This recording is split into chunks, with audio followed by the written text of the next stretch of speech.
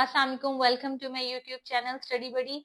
अच्छा, class 10th के बच्चों, हम बेसिकली पढ़े थे होम्योस्टेसिस के बारे में और आज हम पढ़ेंगे कि प्लांट्स जो है ना बेसिकली अपनी सराउंडिंग में सरवाइव करने के लिए, अपने आप को बैलेंस रखने के लिए, अपना इंटरनल टेम्परेचर भी, अपनी इंटरनल कंडीशंस भी, वो होम्योस्टेसिस का रोल प्ले कैसे अदा करते हैं। तो प्लांट्स के पास बेसिकली बहुत मुख्तलिफ मैकेनिज्म होते हैं जिसकी वजह से वो वाटर, कार्बन डाइऑक्साइड और नाइट्रोजनस जो वेस्ट होते हैं ना, उनको लेवल करते हैं, उनको बैलेंस करते हैं ताकि उनका जो इंटरनल कंडीशन है ना वो डिस्टर्ब ना हो। तो वन बाय वन हम पढ़ेंगे कि किस तरह वो किन किन चीजों को कैसे डील करते हैं। तो फर्स्ट ऑफ ऑल हम लोग आएंगे कि प्लांट्स बेसिकली जो एक्स्ट्रा कार्बन डाइऑक्साइड और ऑक्सीजन है उसकी हेल्प से किस तरह अपना होम्योस्टेसिस यानी कि अपना बैलेंस मेंटेन रखते हैं। तो सबसे पहले मैं आपको बताती चलूं कि आपको पता है कि सेलुलर रेस्पिरेशन में कार्बन डाइऑक्साइड जरूरी होती है। अब होता यह है कि during day time carbon dioxide आपका फोटोसिंथेसिस में यूज होता है। जब सेलुलर रेस्पिरेशन हो रही होती है तो आपको पता है रेस्पिरेशन के लिए carbon dioxide is a necessary thing. अब जब वो प्रोड्यूस होती है उसकी बाय प्रोडक्ट, तो वो क्या होती है, वो वेस्ट नहीं होती कार्बन डाइऑक्साइड, वो यूज हो जाती है डे टाइम पे सेलुलर रेस्पिरेशन की वजह से, फोटोसिंथेसिस की वजह से।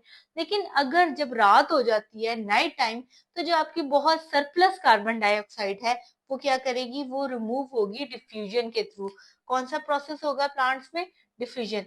इस प्रोसेस के थ्रू ये क्या करेगी, एक्स्ट्रा कार्बन डाइऑक्साइड बाहर की तरफ निकल जाएगी और कार्बन डाइऑक्साइड जो कि पत्तों में होगी या यंग स्टेम्स में होगी या आप कह सकते हैं लीव्स के थ्रू जो होगी वो रिमूव करेगी स्पेशल स्ट्रक्चर, जो मैंने आपको पहले भी बताया था। उन स्पेशल स्ट्रक्चर्स का नाम क्या होता है, स्टोमेटा होता है। तो इस तरह प्लांट्स क्या करते हैं, डे और नाइट में कार्बन डाइऑक्साइड जो एक्स्ट्रा होती है उसकी एडजस्टमेंट अपनी पूरी करते हैं। ये आपने बात अपने जहन में रखनी कि जो डे टाइम की कार्बन डाइऑक्साइड है बेसिकली वो जो फोटोसिंथेसिस के प्रोसेस में प्रोड्यूस हो रही है, जो सेलर रेस्पिरेशन का बाय प्रोडक्ट है, वो वेस्ट नहीं हो रही, वो एक्चुअल में यूटिलाइज हो रही है वो। लेकिन जो रात को कार्बन डाइऑक्साइड एक्स्ट्रा प्रोड्यूस हो रही है उसका फर्क ये है कि वो कार्बन डाइऑक्साइड डिफ्यूज आउट हो जाती है और वो किधर निकलती है रात को, वो स्टोमेटा के थ्रू आपकी लीव्स में, आपकी यंग स्टेम्स में, वहां से निकलेगी। अब बात आ जाती है ऑक्सीजन की। अब जो ऑक्सीजन होती है ना वो आपके प्रोड्यूस होती है मीजोफिल सेल में डे टाइम में। अब डे टाइम में आपको पता है कि हम ऑक्सीजन, प्लांट्स हमें ऑक्सीजन देते हैं। अब जब ऑक्सीजन ये प्रोड्यूस होगी तो ऑक्सीजन बाय प्रोडक्ट है फोटोसिंथेसिस की, ये भी हमें याद रहना चाहिए क्योंकि डे में तो फोटोसिंथेसिस हो रहा है। अब जब यहाँ सेलुलर रेस्पिरेशन होगी और मेसोफिल सेल ये इसमें एक्यूमुलेट होगी, ये प्रोड्यूस करेंगे, तो जो एक्स्ट्रा ऑक्सीजन होगी वो क्या करेगी, वो स्टोमेटा के थ्रू बाहर निकल जाएगी। बड़ी आसान सी, बड़ी क्लियर सी बात है कि रात के टाइम जो होती है वो कार्बन डाइऑक्साइड पौधे जो है ना वो बाहर निकाल रहे होते हैं और दिन के टाइम पौधे क्या होते हैं, हमें ऑक्सीजन दे रहे होते हैं। That is good for health. तो इसलिए कहा जाता है कि हमारे बड़े कहते हैं कि रात को पौधों के पास नहीं जाते, वो इसलिए नहीं जाते कि वो आपको जो वेस्ट प्रोडक्ट दे रहे होते हैं that is not good for your health. अब ये आपने क्लियर रखना है कि जो दिन के टाइम आपकी ऑक्सीजन प्रोड्यूस हो रही है वो कहाँ पे प्रोड्यूस हो रही है, वो मीजोफिल सेल के अंदर प्रोड्यूस हो रही है। और ऑक्सीजन क्या है, ऑक्सीजन बेसिकली दूसरी चीज आपने अपने माइंड में रखनी है कि वो बाय प्रोडक्ट है फोटोसिंथेसिस का। यानी कि जब फोटोसिंथेसिस का प्रोसेस हो जाएगा तो जो प्रोडक्ट्स हमें हासिल होंगी, यानी कि जब ये सारा प्रोसेस होने के बाद जो चीजें हमें जरूरी होंगी वो क्या होंगी, वो उसमें एक चीज ऑक्सीजन एंड वाटर होगा। तो वो ऑक्सीजन कहाँ यूज हो जाएगी, हमारी सेलुलर रेस्पिरेशन में भी यूज हो जाएगी और जो एक्स्ट्रा ऑक्सीजन है वो कहाँ निकल जाएगी, हमारी स्टोमेटा के थ्रू सराउंडिंग एयर में निकल जाएगी। अब सेकेंड चीज जो बहुत ज्यादा इंपॉर्टेंट है कि प्लांट के पास एक्स्ट्रा जो वाटर प्रोड्यूस होता है वो किधर जाता है, कैसे प्लांट्स अपने एक्स्ट्रा वाटर को मैनेज करते हैं। अब प्लांट्स बेसिकली आपको पता है कि अपना वाटर कहाँ से लेते हैं। ऑब्वियसली हम ऊपर तो वाटरिंग कर रहे होते हैं, लेकिन जो प्लांट बेसिकली पानी एब्जॉर्ब करता है ना वो हमेशा अपनी रूट से एब्जॉर्ब करता है, सॉइल से एब्जॉर्ब करता है। और दूसरा प्लांट्स अपना पानी एक तो ये सॉइल से ले रहे हैं, दूसरा वो सेलुलर रेस्पिरेशन का जो बाय प्रोडक्ट है वो भी वाटर है। डे टाइम मैंने आपको बताया कि जो प्रोसेस हो रहा है उसका जो बाय प्रोडक्ट है वो भी वाटर है। ये दो वेज से जो है ना प्लांट अपना पानी ले रहा है। अब जब ज्यादा पानी हो जाएगा तो पानी किधर जाएगा, वो प्लांट के सेल्स के अंदर चला जाता है, उनको टर्जिट रखता है, फर्म टर्जिड का मतलब होता है फर्म रखना। जैसे कि मैं आपको एक एग्जांपल देती हूँ कि आप बाजार से धनिया लेकर आए हो। अब धनिया क्या है, जब आपने उसको लिया तो वो फ्रेश कोरिएंडर जिसे आप कहते हो, लेकिन कुछ अरसे बाद अगर आप उस धनिया को कुछ देर के लिए खुला छोड़ दो, ऊपर पंखा लगा दो, ये धूप में बाहर रख दो, तो आपको क्या होगा, जमीन में तो वो बिल्कुल ठीक रहेगा, लेकिन जब ज्यादा एक्सेसिव हीट उसको मिलेगी तो वो मुरझाना शुरू हो जाएगा। क्यों वो मुरझाएगा? क्योंकि उसका वाटर लॉस हो जाएगा, उसकी टर्जिडिटी, उसकी फर्मनेस कम हो जाएगी। तो एक्चुअल में प्लांट्स अपने वाटर लॉस जब नहीं करते और एक्स्ट्रा वाटर होता है तो वो क्या करते हैं, अपने अंदर स्टोर कर लेते हैं और अपने आप को टर्जिड यानी कि फर्म रखते हैं। अब जो एक्स्ट्रा वाटर होगा वो बेसिकली प्लांट से कैसे जाता है, वो ट्रांसपायरेशन एक प्रोसेस है, जिसमें कि इसका मकसद ही है कि removal of extra water from the surface of the plant, यानी कि जो एक्स्ट्रा वाटर है वो प्लांट की सरफेस में से कैसे रिमूव होगा, ट्रांसपिरेशन के थ्रू रिमूव होगा। जैसे कि आप एग्जांपल ले लो कि जब बहुत ज्यादा हीट, एक्सेसिव हीट होती है, तो आपने देखा है कि हम पौधों को पानी देते हैं और अगर हम पानी ना दें तो वो पौधे मुरझा जाते हैं, क्योंकि उनमें ट्रांसपिरेशन जो ऑलरेडी था वो पानी निकल चुका। अगर हमने पानी नहीं दिया तो वो ट्रांसपिरेशन का प्रोसेस जो है ना, वो फिर कह लेंगे कि वो बहुत ज्यादा हो चुका होगा और प्लांट्स मुरझा जाएंगे। इसलिए पौधों को सुबह के टाइम पानी देना बहुत ज्यादा जरूरी होता है, ताकि वो जो डे लाइट है, एक्सटेंसिव डे लाइट है, उसको रिटेन कर सकें।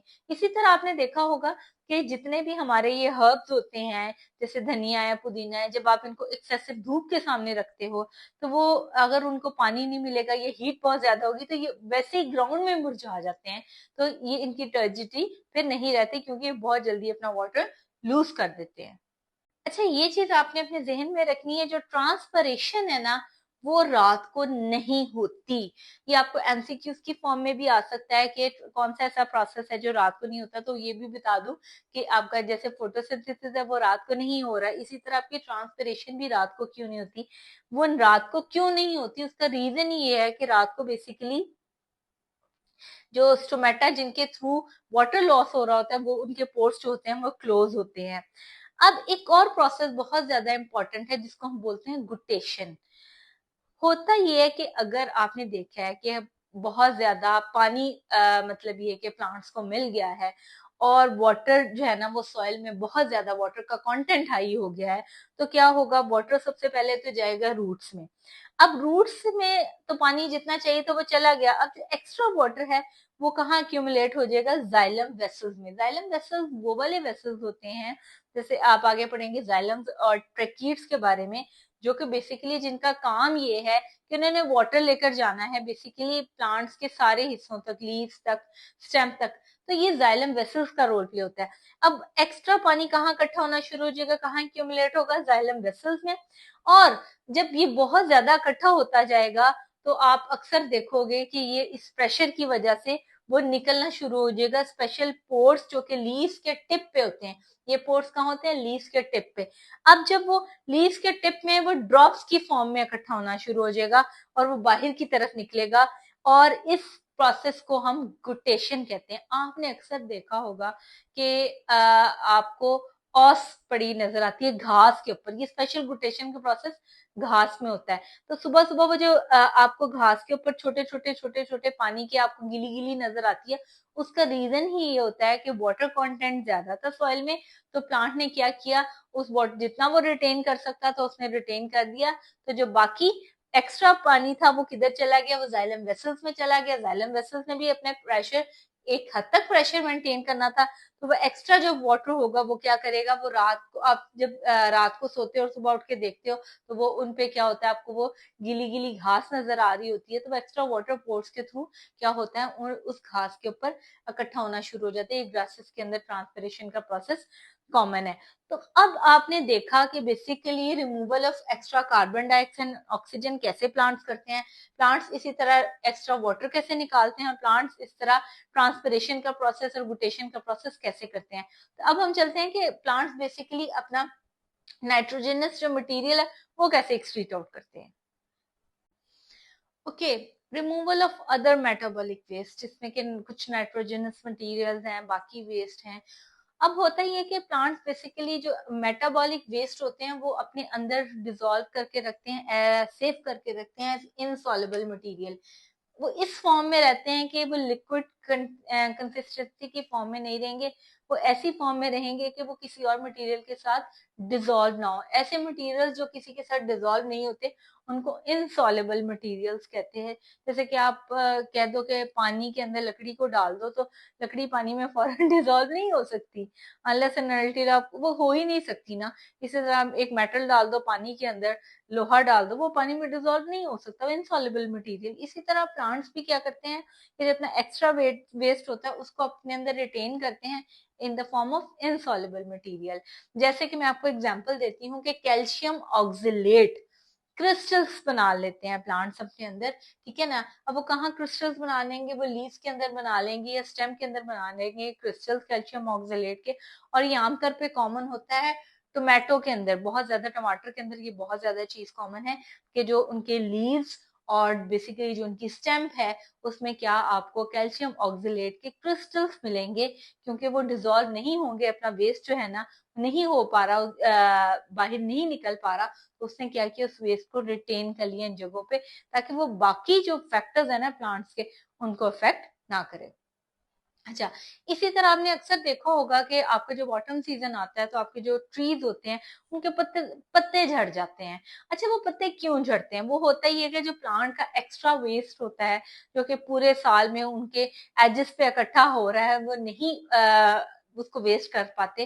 तो बाय दैट सीजन जो आपका ऑटम का सीजन होता है तो लीव्स, वो ट्रीज अपने लीव्स को शेड करना शुरू कर देते हैं, और इसकी वजह से भी जो प्लांट्स जो है ना वो अपना एक्स्ट्रा आप देखेंगे वेस्ट वो बाहर निकाल देते हैं। और जब आप देखेंगे कि जब प्लांट्स के लीव शेड होते हैं, जब नए लीव्स आते हैं तो वो प्लांट को एक यूं लगता है कि नई जिंदगी मिल गई है। तो बेसिकली भी इस प्रोसेस की वजह से होता है। इसी तरह कुछ प्लांट्स में आपने देखा होगा कि वो जो अपने वेस्ट होते हैं वो भी हम यूटिलाइज कर रहे होते हैं। जैसे कि हम डेली लाइफ में ये बड़ी चीज इंपॉर्टेंट है कि अक्सर रेजन्स निकल रहे होते हैं जो कॉनिफरस ट्रीज होते हैं। जो कॉनिफरस ट्रीज वो होते हैं, मैं आपको बताती चलूं कि जिनकी कोन्स होती हैं, ये जो आपको हिल एरियाज में मिलेंगे, इनकी कोन्स से जो है ना, इनकी जो ट्रीज की सर्फेस है ना, जैसे इनके बार्क है, ये लोग क्या इधर से रेजिन्स निकलते हैं। इसी तरह आपके कुछ ट्रीज जो होते हैं वो अपनी गम्स निकालते हैं, जैसे गोंद आप कहते हो कॉमन लैंग्वेज में, गोंद कीकर, और जो डिफरेंट गोंद होती हैं। तो बेसिकली इसमें गम्स कीकर बहुत ज्यादा कॉमन है कि उसकी जो है वो गोंद आप यूटिलाइज करते हो मेडिसिनल पॉइंट ऑफ व्यू से भी।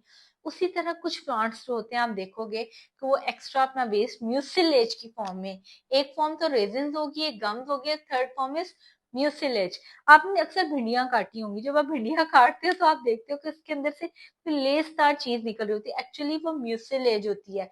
लेडी फिंगर भी अपना जो है ना एक्स्ट्रा वेस्ट किस तरह रिमूव करते हैं। इसी तरह कुछ कार्निवरस प्लांट्स हैं, वो भी अपना जो वेस्ट है ना वो म्यूसिलेज की फॉर्म में जो है ना अपनी बॉडी से एक्सक्रीट आउट करते हैं।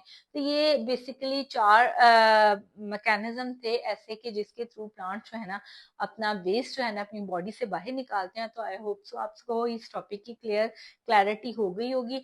जब भी आपने इस टॉपिक को लर्न करना है तो ये have to make certain points, आपने हर टॉपिक के साथ कुछ ना कुछ पॉइंट्स हाईलाइट करने हैं, क्योंकि जब भी आपको शॉर्ट क्वेश्चंस की फॉर्म में आएगा, 2 मार्क्स का आएगा, या लेंथी क्वेश्चन भी आता है, तो आप बेसिक जो पॉइंट्स हैं एग्जामिनर वो ये चाहता है कि आपको बेसिक कॉन्सेप्ट का पता हो। तो वो बेसिक कॉन्सेप्ट मैंने आपको साथ साथ हर क्वेश्चन के मेंशन, हर टॉपिक के मेंशन कर दिए हैं। तो काइंडली आप इन्हीं कॉन्सेप्ट्स को याद कर लेंगे तो you can make your notes in a very easy way. तो थैंक यू सो मच। अगर जिन बच्चों ने मेरे चैनल को सब्सक्राइब नहीं किया तो काइंडली वो सब्सक्राइब कर दें ताकि मजीद आने वाली वीडियोस को देख सकें।